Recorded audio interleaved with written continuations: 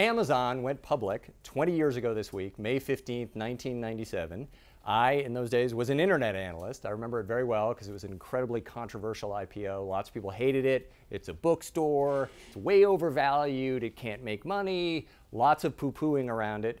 20 years later, Amazon has had, by any measure, just an astounding run. Stock has compounded at more than 35% a year since then, over 20 years, but it has not been a smooth ride at all. So given this anniversary, we thought we'd take a look back and see what lessons we can draw from Amazon.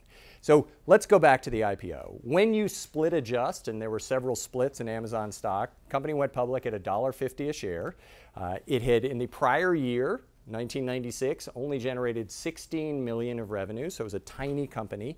The market cap when it went public was $400 million, which now seems completely puny, and this is one of the important points, but at the time just seemed outrageous. $400 million for a tiny internet bookstore just seemed crazy, already a big fraction of Barnes & Noble and other retailers' price.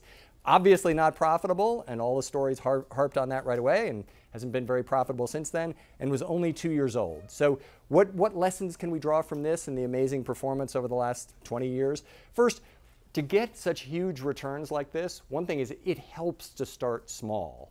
One of the changes in the IPO market over the last 10 years has been that companies are waiting a lot longer to go public. Snapchat, for example, it recently went public. Again, very controversial, a lot of excitement around it. But Snapchat went public at a $20 billion valuation.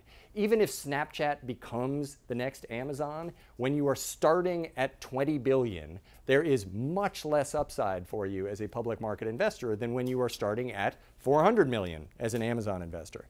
So starting small helps. Another point about the IPO, people tend to freak out today when stocks go below the IPO price. It's a disaster, it's a broken IPO, it's terrible PR, and everyone should be ashamed and horrible. Amazon went below the IPO price. It wasn't a disaster. They got past it very quickly by actually taking as much as investors would pay at the IPO. Amazon has saved itself a huge amount of value going forward. So that is another point, is that people put way too much focus on the first day pop for IPOs. Companies should take whatever price is available in the market minus a small discount and not have a big pop. But second big point about Amazon over the past 20 years, it has not been a smooth ride. And I, believe me, know this as an analyst. I started following Amazon relatively early in its run. 1998, got aboard. If you break down the performance of Amazon stock over the last 20 years, you find many distinct periods. The first one was from the IPO to 1999. Stock went from $1.50 a share to a high of 110. Just an extraordinary run. But from 1999 to 2001, it dropped by 95% from then. And in 2001, in fact, there was a very credible analyst, this was in the middle of the dot-com bust, everything was cratering, who came out and said, look, Amazon, it was a hallucination, it is going to go bankrupt. He very ardently predicted that Amazon was going to go bust starting in the fourth quarter of 2000 and then successively beyond that. Got down to $6 a share from its high of 110, and a lot of people did think it was going to go bust. Fortunately, it didn't. Started to come back. They stabilized the company. They went from losing a ton of money to break even. Over the next 6 years, they basically climbed out of that hole, but it was a full 10 years before the stock got back to its high of about early 1999, and even more than that after that. So the real money has been made in Amazon in 2007 through 2017, the last 10 years. And the big surprise there was when Amazon came out with a business that nobody expected they would even ever go into, which is Amazon Web Services. Enormously profitable, fast-growing enterprise business, seemingly unrelated to its original commerce business. That has driven the huge and amazing value since then. So second point about Amazon we can learn is, even when you are a long-term investor, for a company like this early on, is not likely to be a smooth ride or a non-scary ride. It was terrifying in that period when folks thought it was going to go bust.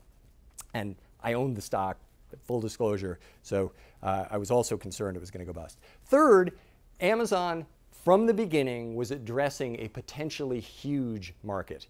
The books business, which they were in, which a lot of people tried to pigeonhole them into, is a relatively small business, but even at the IPO, Jeff Bezos and his team were talking about commerce in general. In fact, the name of the company, Amazon, the idea was that it could bring you everything in commerce, not just books. So they always had ambitions to go after a much bigger market. And for the first 5 to 10 years of the company, really was all about commerce.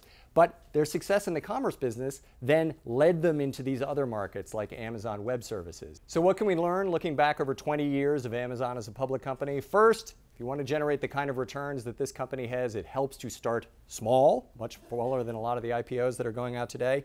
Second, even for a wildly successful company like this, it is not likely to be a smooth ride. You've got to have a lot of fortitude as an investor to stick with it.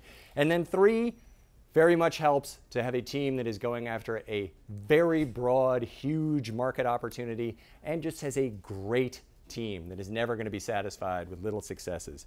Amazon has succeeded in spades in all three areas. It's a lesson to all of us.